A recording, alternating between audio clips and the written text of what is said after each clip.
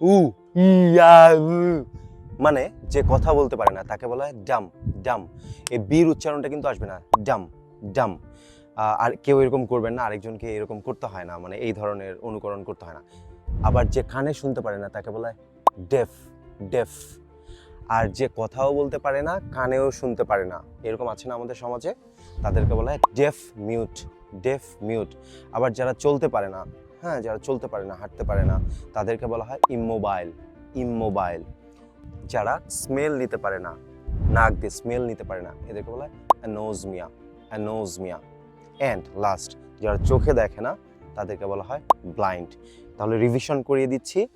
বলতে পারে না ডাম, চোখ দিয়ে দেখতে পারে না ব্লাইন্ড, বলতে পারে না শুনতে পারে না ডেফ মিউট, শুধু শুনতে পারে না ডেফ, চলতে পারে না ইমোবাইল, নাক দিয়ে গন্ধ শুকতে পারে না, তাদেরকে বলা হয় অ্যানোজমিয়া। দিস অফ টুডে যেগুলো শিখলেন সেগুলোই কমেন্টে লিখে ফেলুন, তাহলে আর কখনোই ভুলবেন না। আল্লাহ হাফেজ।